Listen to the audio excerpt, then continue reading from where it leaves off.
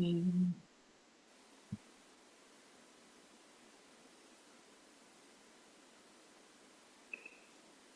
yes, we're live. Yes. Yes, and you might need to pin yourself because I'm now live as well on YouTube. Yes. We're live. Yes. Yeah, just a second. I just need to take care of something else. Turn that off. So, can you see that it's actually showing for people? Yeah. Okay, good. Right, so obviously it's the first time I'm doing this kind of thing alone, and I'm trying out a new format, which is great. Let me just come back to Zoom. There we are. Okay, so hi everyone.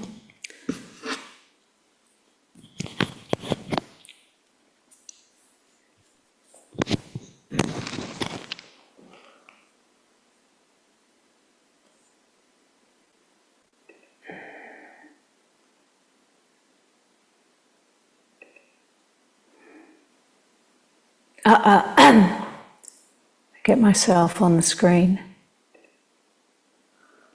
I'm not showing on the screen, hang on. Okay, that should be it. Can you confirm I'm pinned? I'm not sure if you're pinned, but you are the only one on the YouTube screen. Okay, that's it, I'm pinned. So then I have to start the recording. Okay. Now that's taken you off the screen. Oh no, you're back. It's okay, you're back. It's all. Okay, good.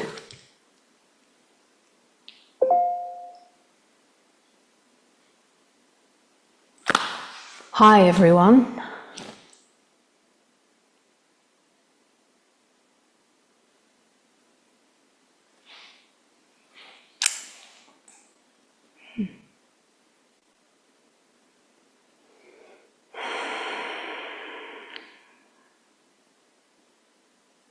So the theme and the topic of today's meeting has changed a few times, and where we're at now is I'm going to just start to dive into the true meaning of non-duality, the term non-duality, and the teachings and the teachers. I'm not going to talk about other teachers, but the expressions of this.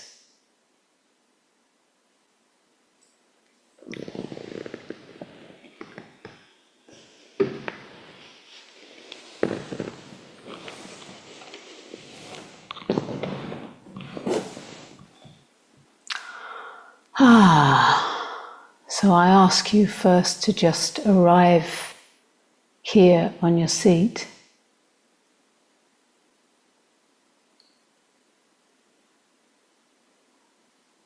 Where your body is, your life is. Now that may sound a bit different than a non-duality message, right? So, first of all, let's just clarify, what do I mean in my view? Because all I've got is my view.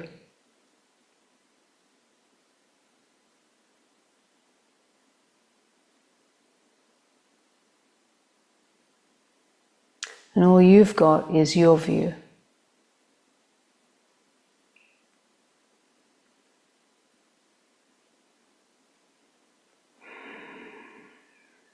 So in my view and my expression of this is my message.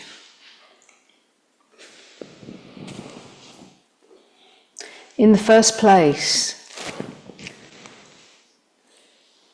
it's been said, like from hundreds of years, man and his father are one.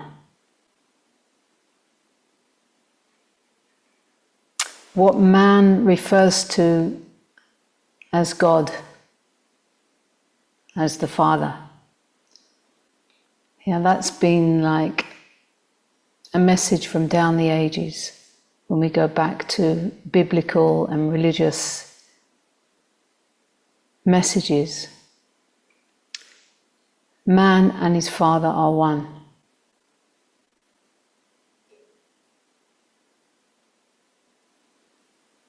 The Father being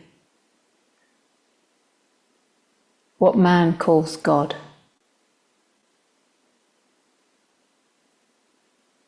As consciousness, the almighty creator, the only creator in the universe, the creator of all this and all that is. There is something that gives life to that. There is something that is the pure creativity of all that, and all that is, and all that we are. And there is no duality. There are not two between what I am and the creator creating of itself in form. There is no duality, non-duality in that. There are not two. There is not God consciousness, the creating, the creator existence, and then the form. This is only that. There is no duality.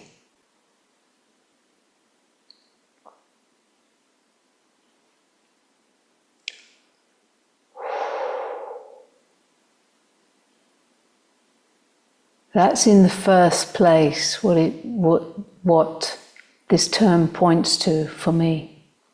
There is no separation anywhere in all of creation and creativity and the creative process and all that appears and takes form. There is no separation anywhere.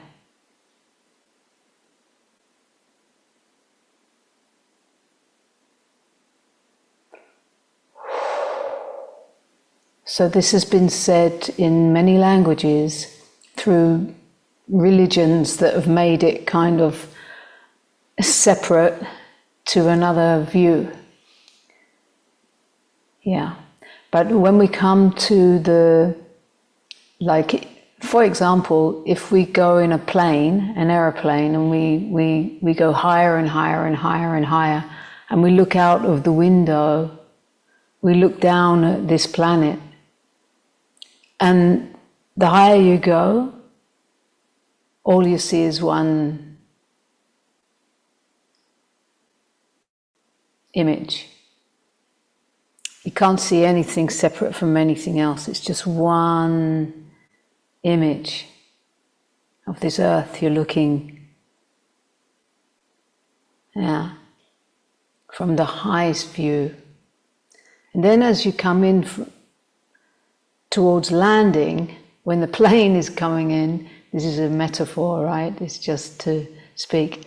The plane is coming in to landing. As you come closer and closer to the earth, you start to see all the segments, the bits that look separate, the green and the water. You start to see the buildings as you get closer and closer, more and more and more and more. You see what appears as separate. Oh, look, There's a river running there. There are roads. Oh my God, there are cars. There are this, there are that. You see the forms of this. Yeah. But the seeing, whoever's looking out of that plane, out of that window, the seeing is one.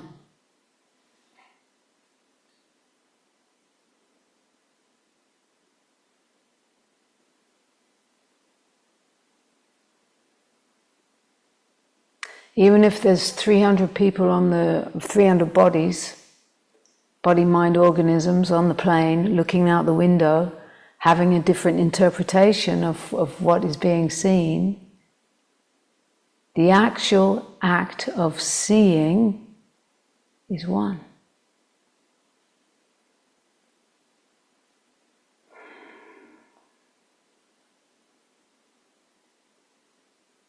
The interpretations are unique.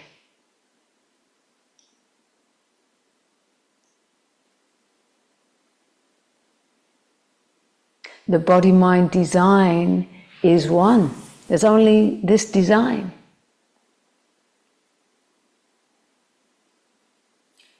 In its perfected form as all these fingers and legs and there's only one design of the human form. And yet no two are designed quite the same. They're absolutely unique, with a unique interpretation.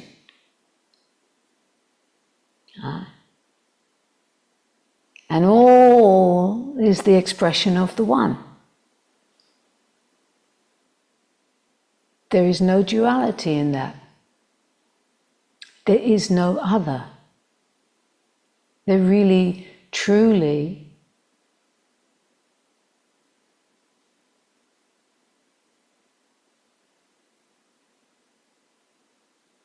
is not even one.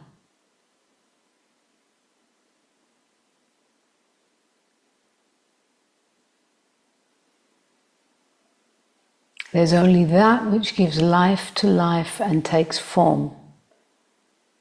And through cyclic existence of what we call birth and what we call death, continuing to birth and pass away, like all of nature, the same cyclic process, all birthed by that.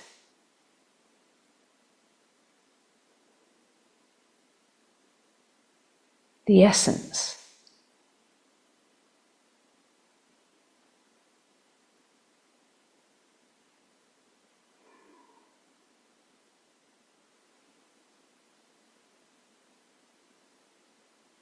So first and foremost, non-duality teachings point to that. Point to that which is beyond the form. First and foremost, the teachings point to that.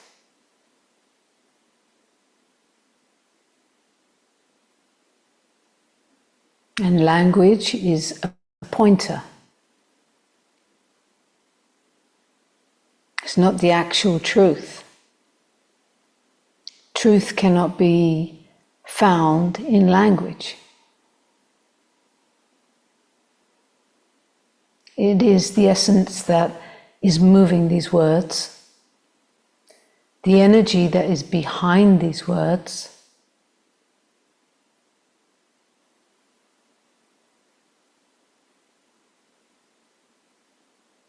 the aliveness that is inherent in these words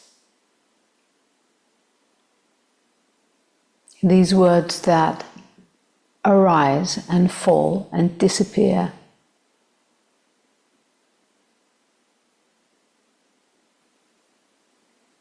Like they never, ever existed.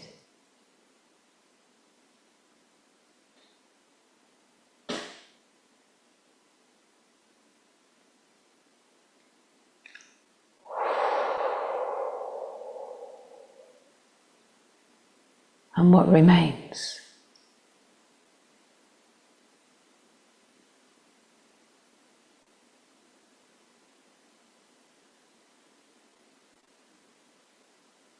What remains is that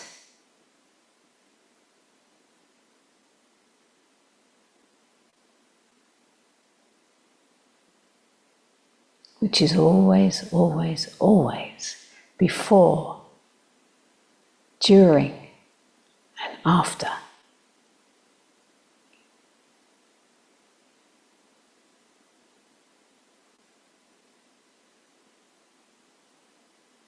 All forms. So this message is being pointed to by that.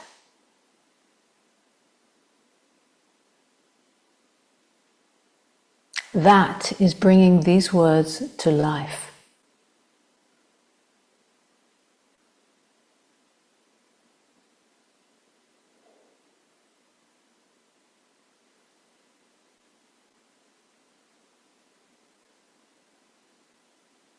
To point to something that cannot be contained, cannot be grasped, cannot be held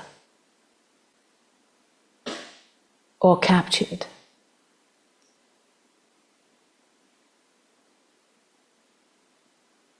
And yet they reach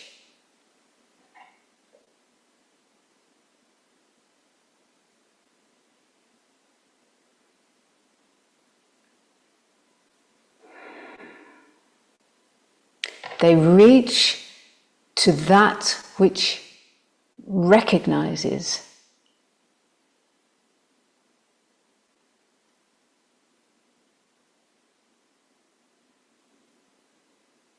itself.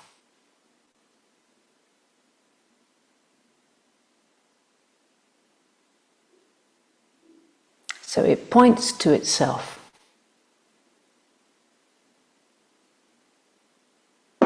There is no other.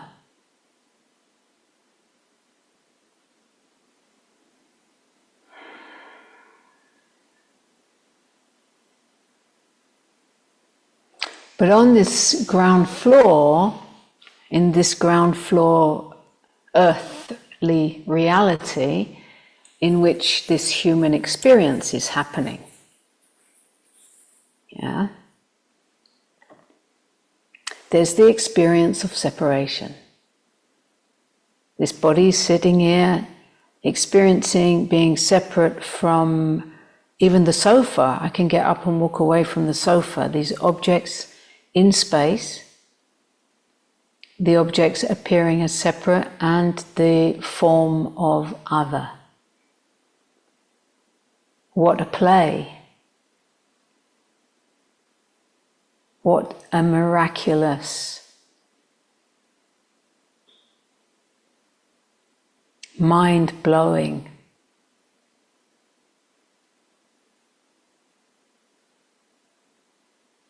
kind of movie played by the same, all actors played by the same, but so convincing is this play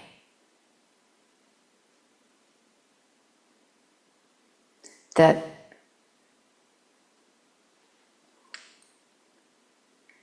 that which has created and given life to this gets to experience itself through these forms in the experience of duality.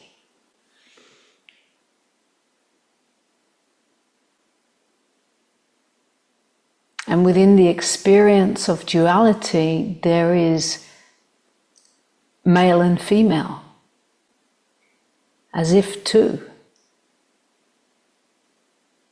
opposites, good and bad, right and wrong, light and dark, true and false.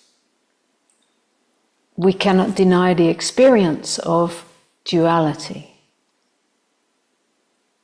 This continues in experience regardless even when you recognize no separation, that in you wakes up out of the dream to recognize itself and sees through this play. Still, the experience of the appearance of duality carries on the same, but different.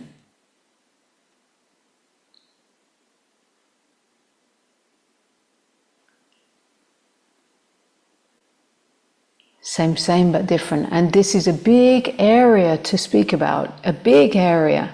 Because what is the difference then? How is that lived after this recognition is of itself, awakening to itself, realizing itself, while still in this movie, with all this human drama? What's the difference then? That is a big topic. That is a big area. However, before going there, I would first like to come to make the point of how these teachings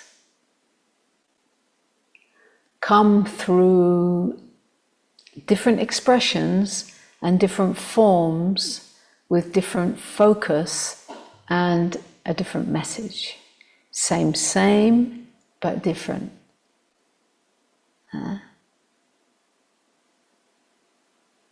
So some body-mind organism that take the role of teacher and start transmitting this message, some only like to speak of the highest level of that which has the view from being high up in that aeroplane looking back, seeing that there are no countries, seeing the planet and there are no countries there. Even the planet is among all other planets and is non-existent. Earth doesn't exist. There's no one to be seeing it. There's nobody here. There's just only pure illusion. There's only nothing and no one. This is the transcendent view that has been taken. I like to call it the masculine view, that stays with the absolute message. Boom. There's nothing wrong with that. It's absolutely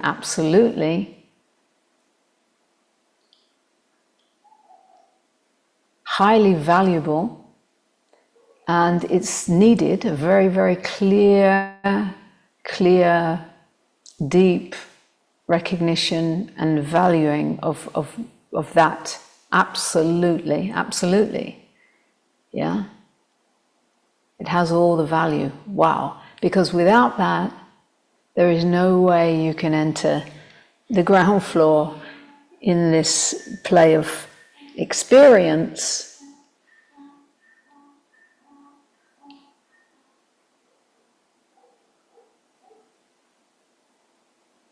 The donkeys are hooting on, yeah. There's no way that you can enter this human journey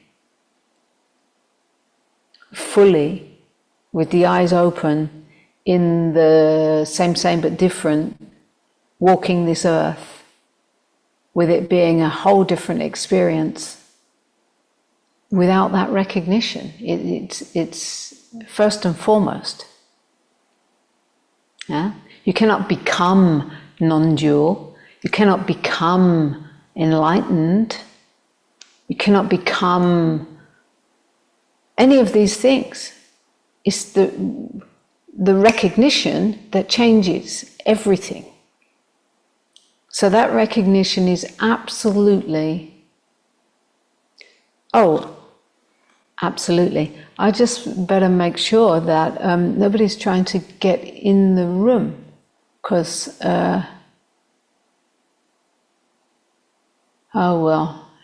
if they are, they should have come on time, like me.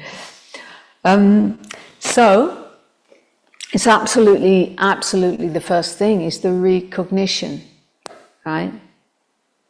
However, if teachings are only pointing, only staying with the absolute message, only staying with that, which I call the masculine transcendent part of it, it's dangerous because it can lead to what we now know very well, is now commonly known as spiritual bypassing the human level, bypassing the emotional world, bypassing trauma. It can be used to repress this human life and walk in a kind of, well, there's nobody here and it's happening for no one, which, even if that's true, it's being used from a place of denial and not from the living truth. So this, we're already seeing the results of that in many places, you know, lots of teachers getting called out for all kinds of messiness in the role.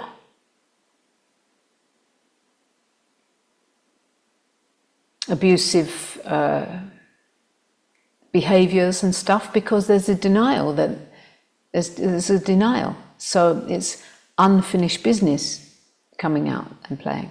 So that's one reason why it's dangerous, and it's only half the message from where I look, from my point of view. It's only half the message.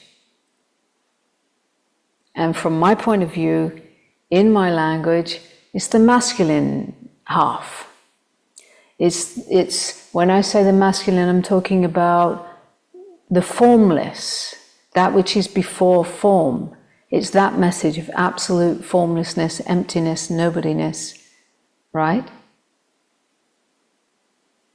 But when we come to the world of experience and all the forms that this takes, in the form of sensuality and sensations and experience and feelings and this whole world of energy and form, is coming through the feminine. But I'm not going to go into that whole, because that's a thing that can be unpacked by itself, and I'd rather keep that as a separate live stream, which I'll do on the masculine feminine. But right now I want to stay with this, right?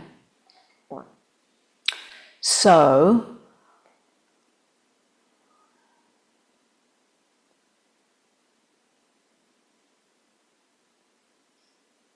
when there is this transcendent message,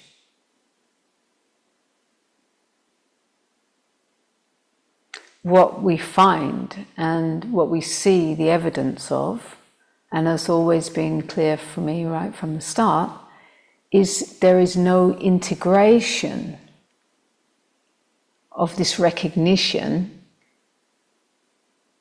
like that recognizing itself in form and filling up the human, coming into the human behaviors, into the human patterning, the undoing of all the patterning and the emptying out, is where integration is happening. So that the human now personality starts to embody these the truth of what is recognized in a human way. So, for example, it takes there's no more sneaky wiki, or it gets more and more honest, gets more and more authentic, gets more and more willing to face the patterning, feel the pain, get really honest about what's here and enter into it. This is all where integration, so that the human form is walking as an embodiment of that which recognizes itself.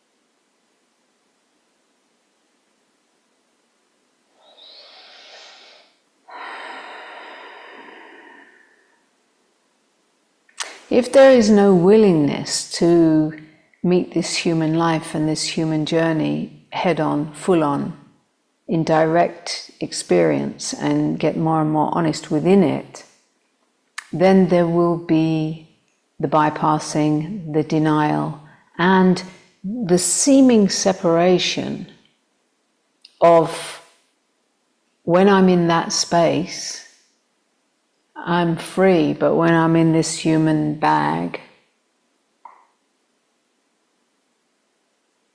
I'm trapped. It seems like going in and out.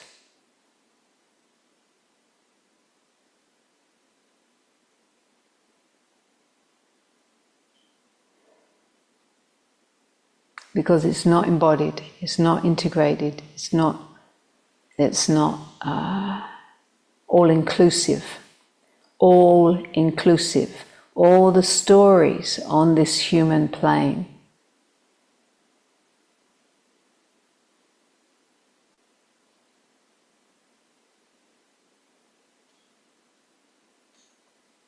If we penetrate to the core of every story, we'll find the absolute truth.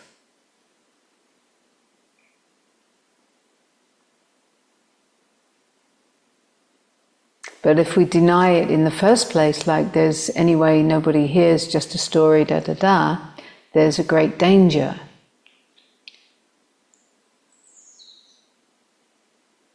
In keeping the unconscious repressed, suppressed.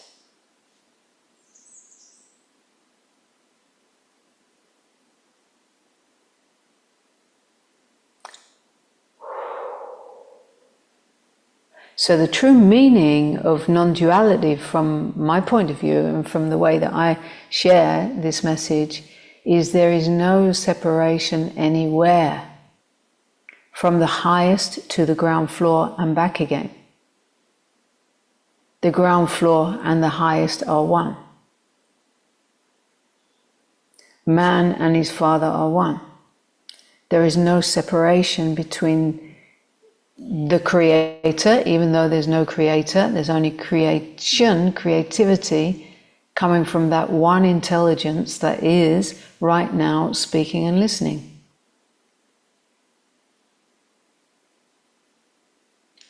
The only one seeing right now. The all-seeing I.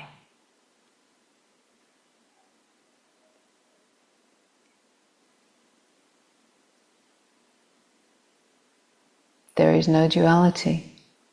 There are not two. And that includes the play of duality and all that comes within it. So you can't actually get out of non-duality.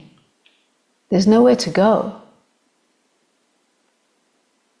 And I never really have been using that term, non-duality. Even that I find a bit masculine. It's been more that Tantra has been my way.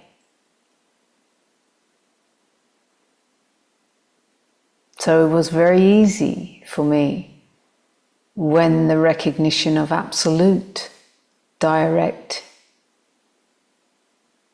recognition and realization clarified itself and continues to, never ending.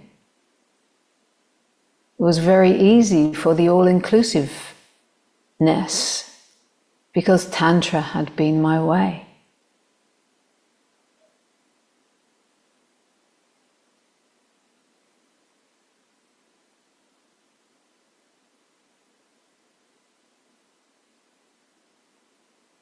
What is it that gives the possibility to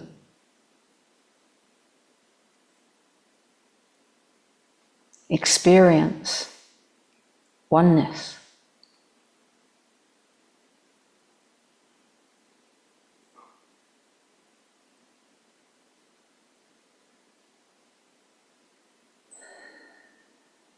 In the first place, there needs to be the experience of separation. Without the experience of separation, there's no experience of oneness.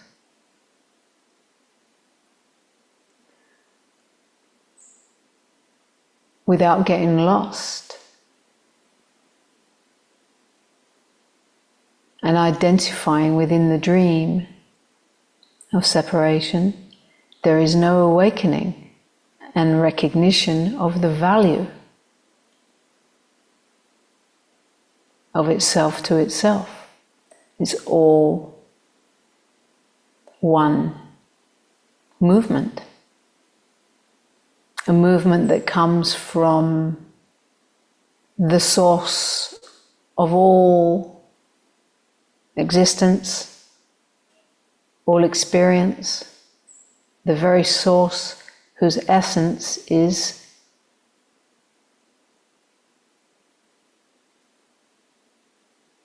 the very essence, that which is essential, the essence of love. To experience love, it comes from a source. To experience what we call love, there has to be a source of that. And that is love itself, which is here beyond experience. Therefore, it does not need to be experienced to be what it is.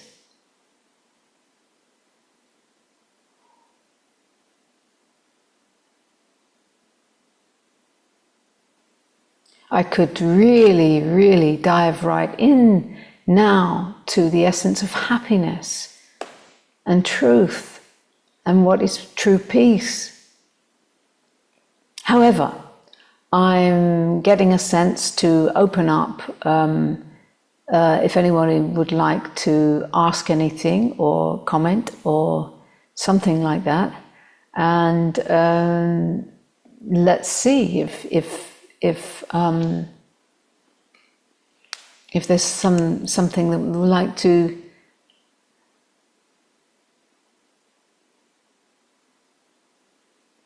let's have a look. First of all,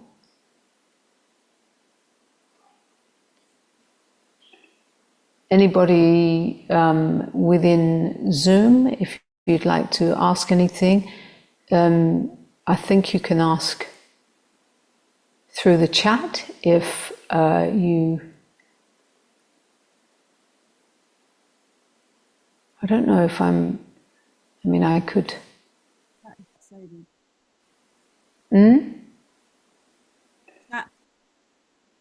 Chat is disabled. I didn't hear you. Could you say that again? The chat is disabled, means you can't comment on the chat. Okay, but you can speak, so that's great.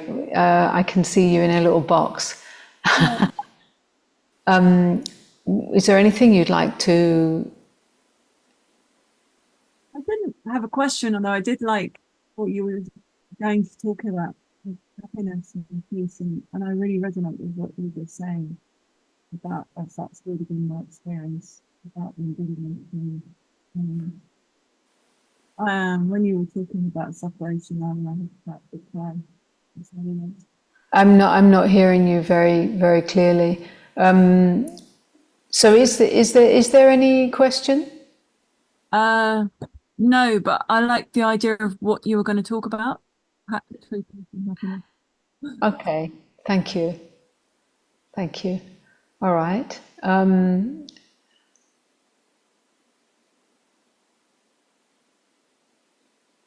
Anybody else?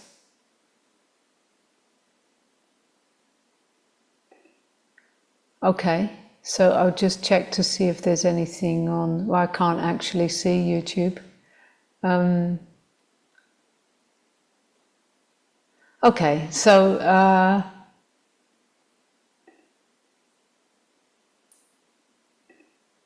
all right, so happiness.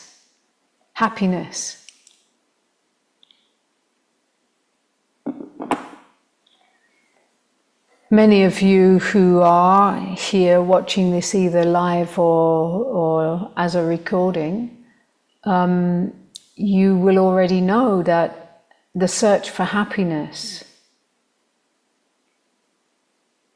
has taken us in our human journey through a pathway of elimination.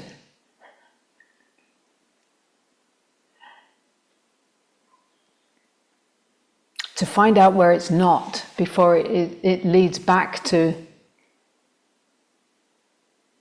right where you started. Yeah.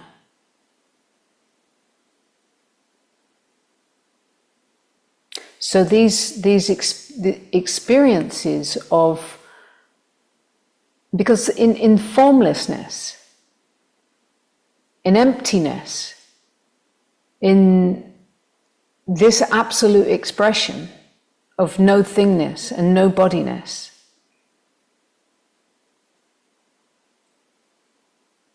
there's nobody here, and there's no, everything is illusion. So there's also no one to be happy, and no love seems to be missing. It's very dry and empty. Whereas when we come to the form, the world of form and expression, there is this energy that's rising up out of emptiness.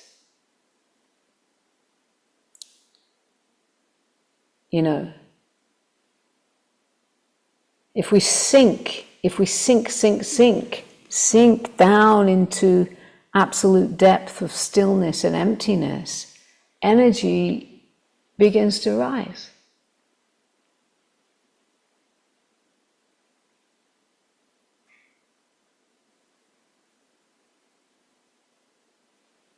As Shakti.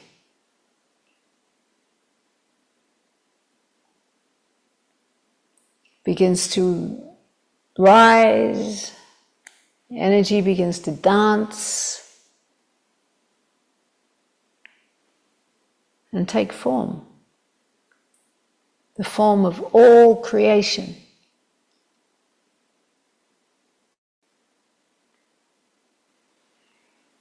But it has to come in the first place from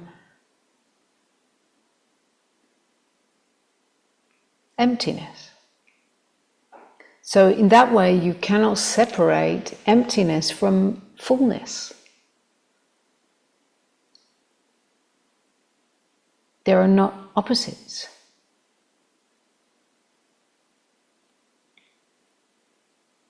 Emptiness and fullness are one. Out of emptiness comes the dance of creation, she. She begins to dance in all the forms. This very form being the expression of the Absolute comes out of the source,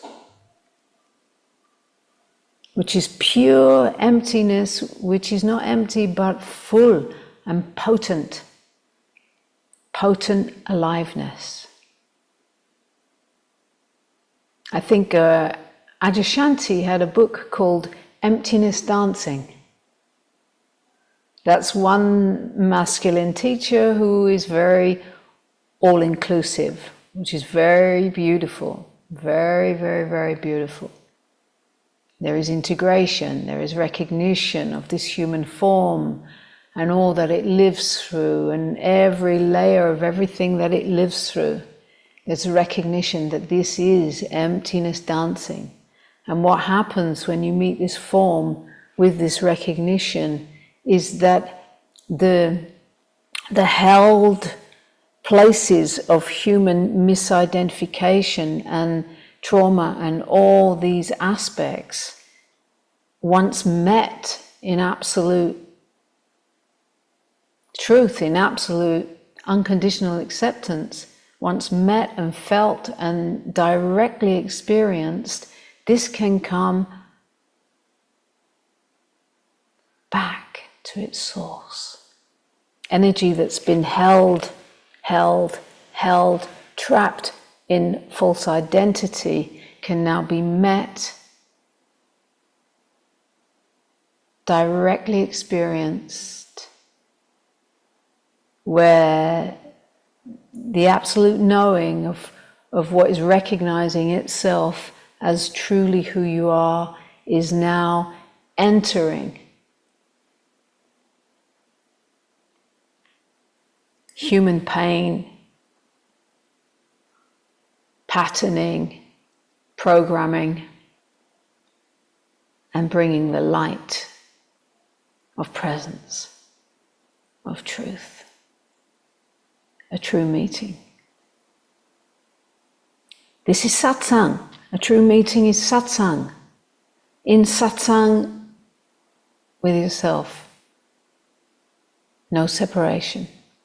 And then this energy can come back to its source. And then the next, this human journey will be called towards the next place of undoing. Undoing what has been held in the constellation of human misidentification. Down the ages through belief. Belief in the story of me and the complete overlooking of who I actually am, and identification in the story of me,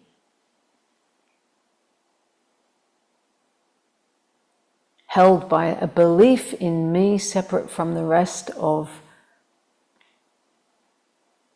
humanity. This false identification, the overlooking of the essence of my being, is the root of suffering. So in recognition, when absolute beingness recognizes itself, this undoing of the lie of the false identity is going to truly begin. Truly begin in a way, I mean, it might be running for many, many years up until that point of recognition, but the recognition creates such a shift in self-identity that there is now a willingness to experience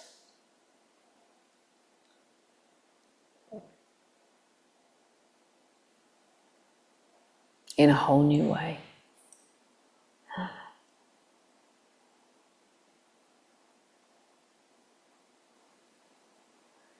So it's a whole thing to unpack. Integration, absolute and relative.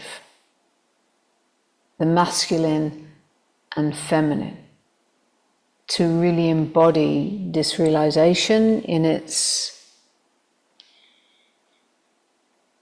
inclusivity, wholeness, and walk this earth as a human being,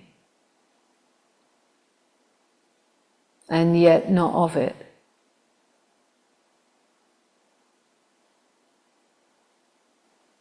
It's such a big thing to unpack that I could go on and on.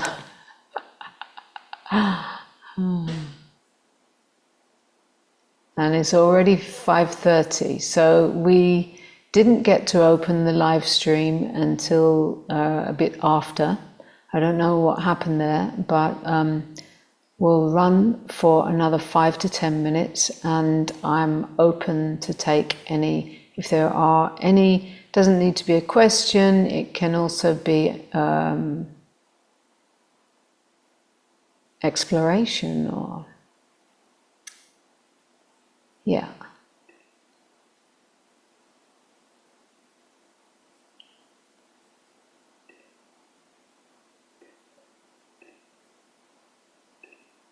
Can I ask a question?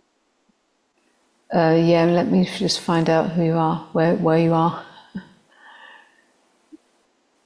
Yeah. Okay, I can see that there is, there's also someone commenting on YouTube. So yeah, I'll take your question first. Tamzin,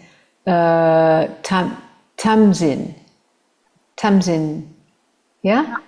Something. What is the question? Tell me.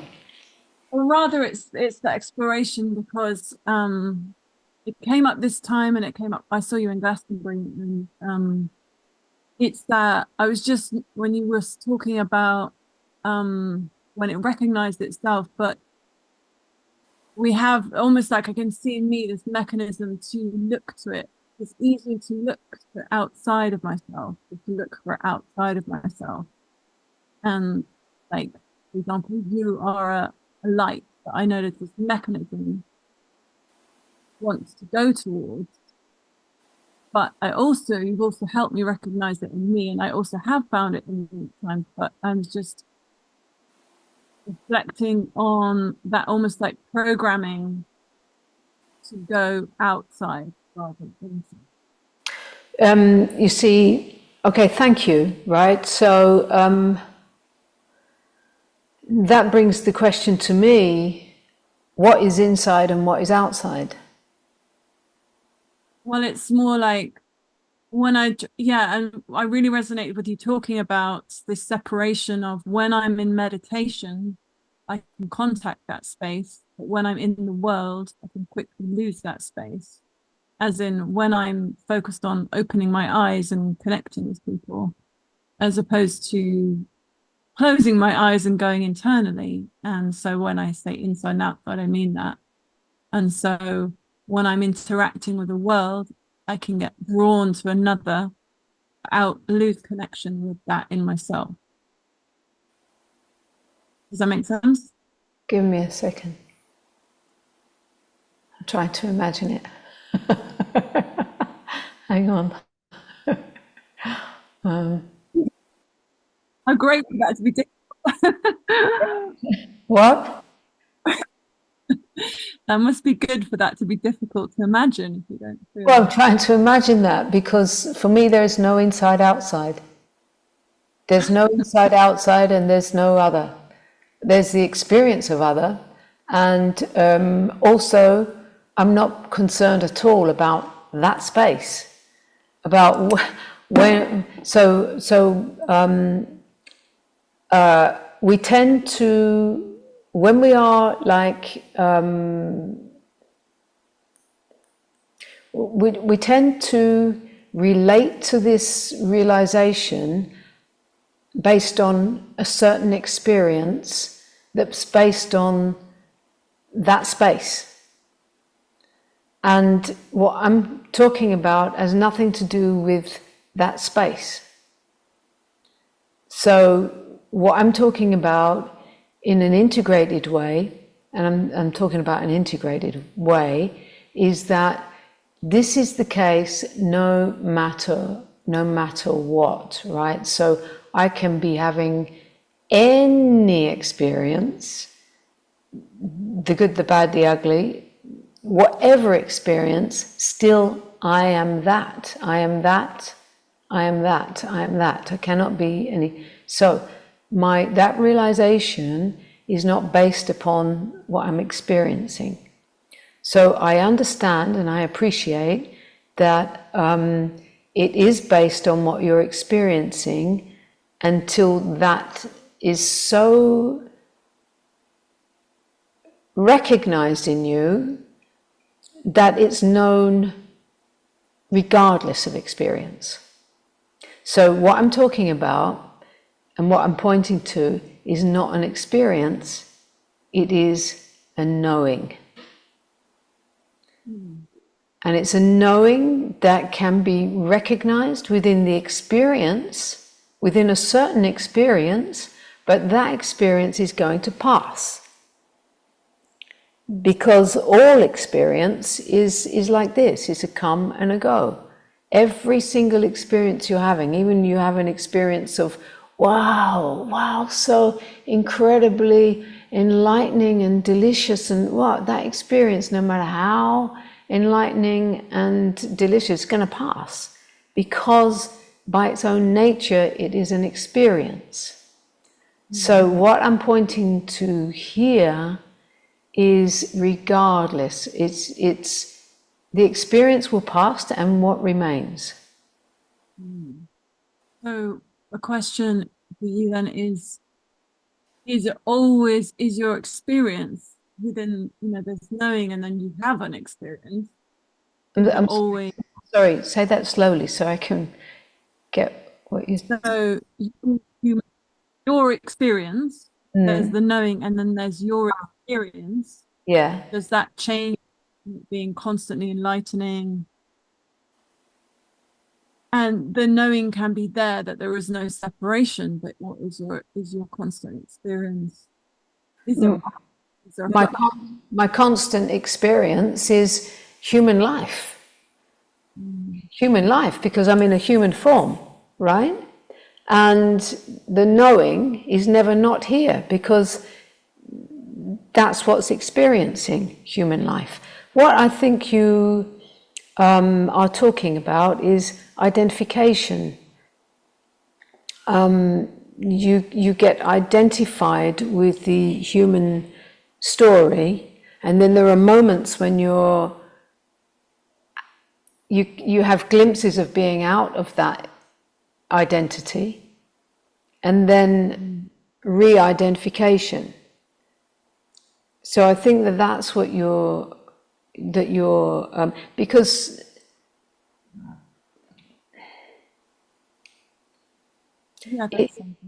it's about the identification with identification being over in the living of this.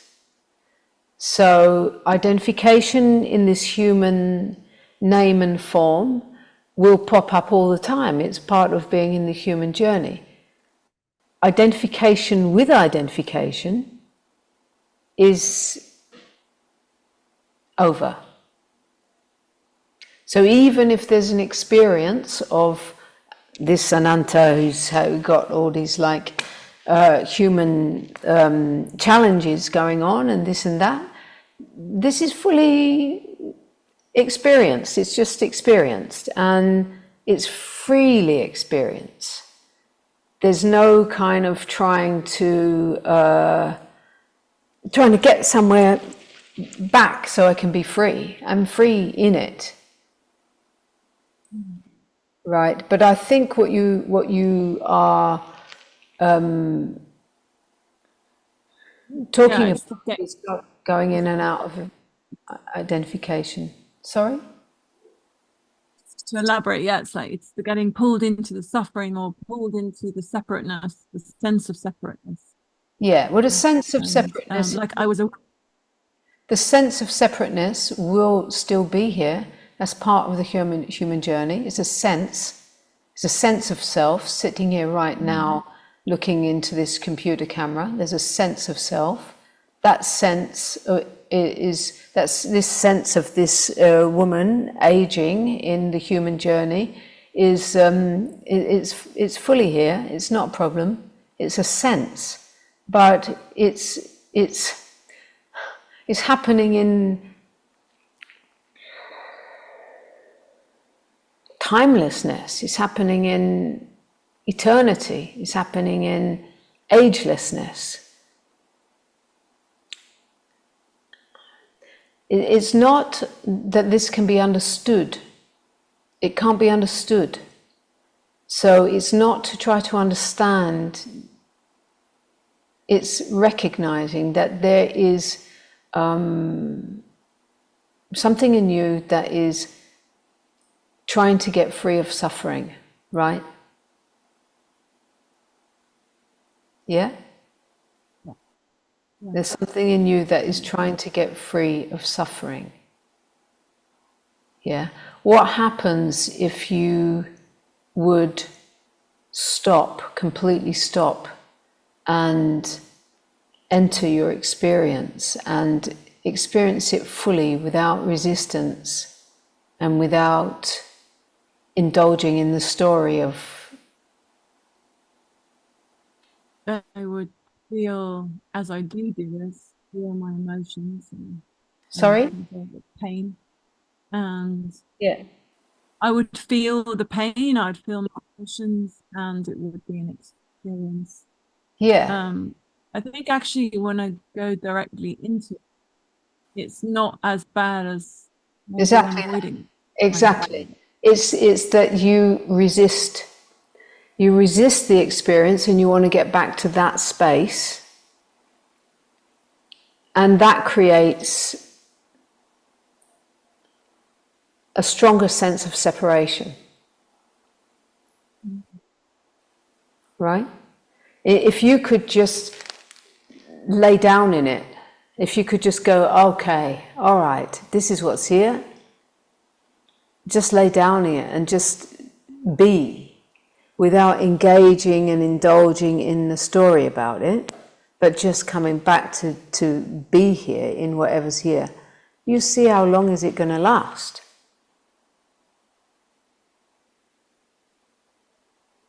Right? So there's something that wants to be revealed for you in that. There's something that that you're running from, that you're trying to get away from, trying to resist, and creating a stronger sense of separation in there, and that becomes your identity, which is the root of suffering. So there's something within that whole experience that has a message for you, that has a revealing for you.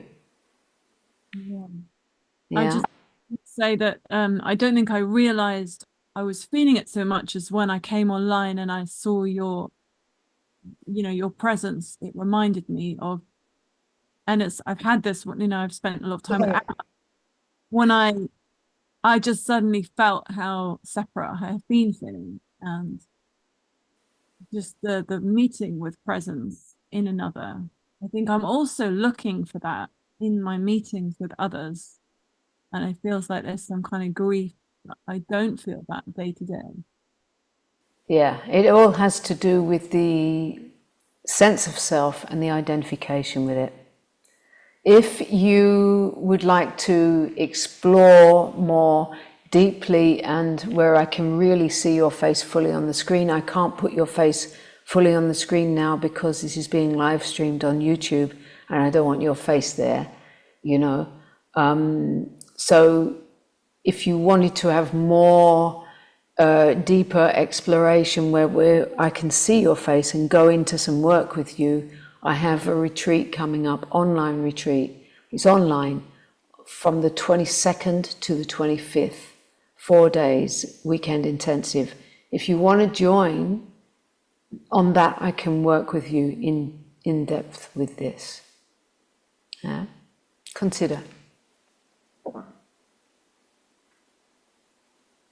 Yeah?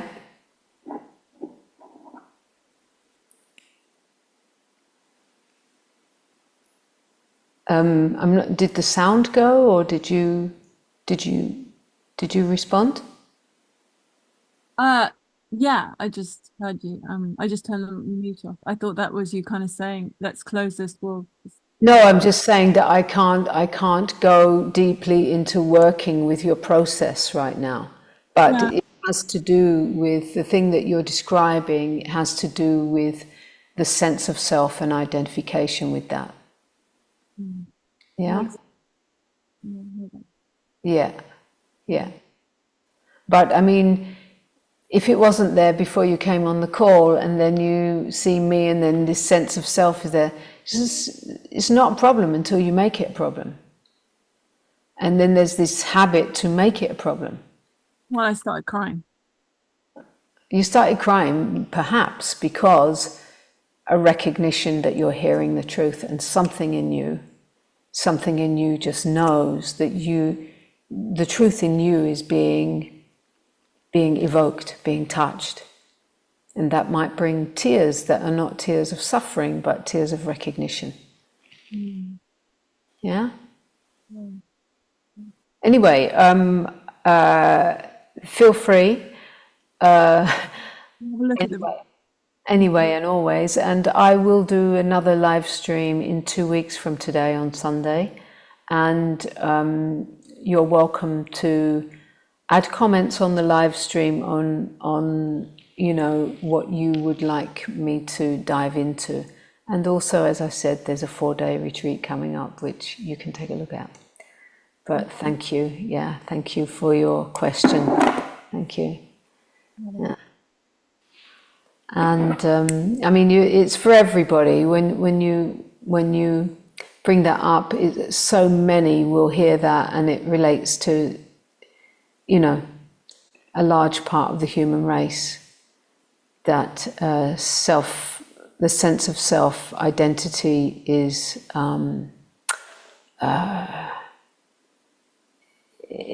where it brings you into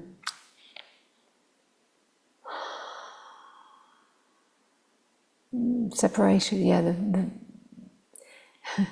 we have to investigate really, who am I in the first place. So Laura C says, sometimes I feel lonely when I think that we're just one thing experiencing itself. It makes me sad. Does that mean we're alone?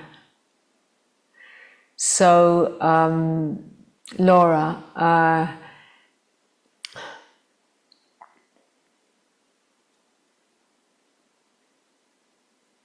the reason that you feel lonely, sometimes when I think that we're just one thing experiencing itself, it makes me sad. Does that mean we're alone? So sometimes I feel lonely when I think that we're just one thing. Well, what happens when you don't think that? What happens when you don't think we're just one thing? Do you feel lonely?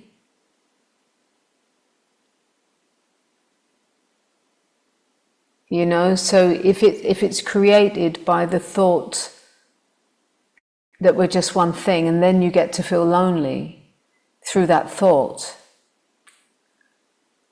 where are you looking from? Who is the thinker of that thought? And this is what needs to be clarified. If that magic thing that you can actually create the experience of loneliness through a thought, if that thought's not there, are you lonely? So self-enquiry is to go deeply into the truth of that, so that you're not getting the answer from me, but you come to recognize within that what creates suffering and who are you.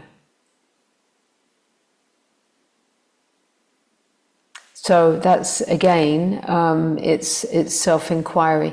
So it's not to ask me, does that mean we're alone, It's it is for you to come to know how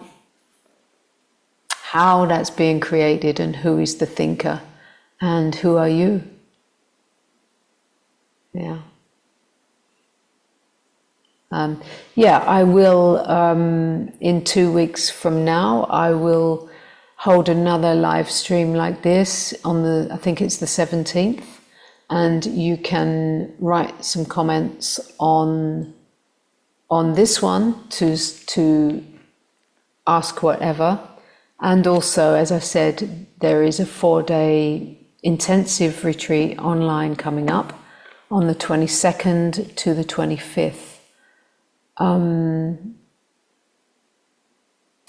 That's a deep dive. And I'll mention also that for those of you who don't know, that I do also have a membership where we meet every 2 weeks and explore all levels of everything, and a very integrated, from the ground floor up and down, all inclusively, membership. At the moment it's called Living Awake, but I'm looking for a new title. So as usual, I've gone over the hour, coming up to towards 6 o'clock. So I'm going to thank you for your presence, and let's just take one moment of silence to just return and meet here.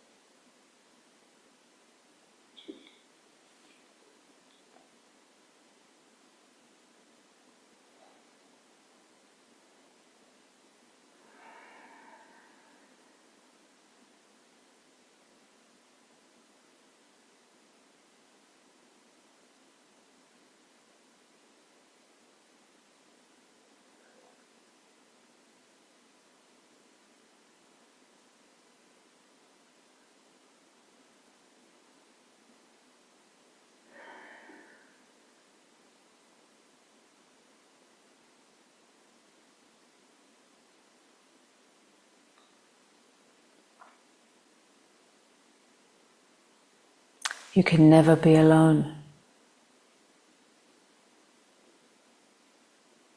You can experience loneliness.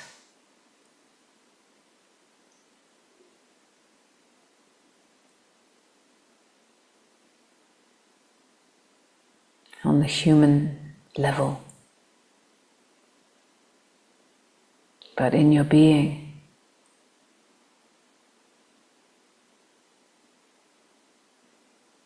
the whole existence,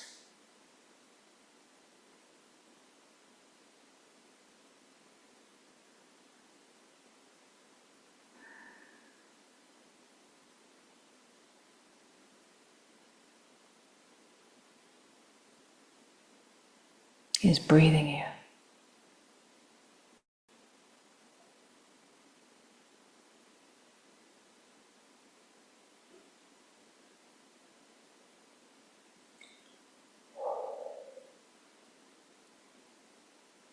Om Shanti. Thank you. Thank you.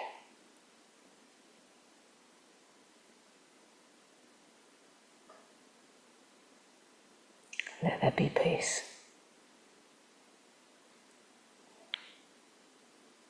Bye for now.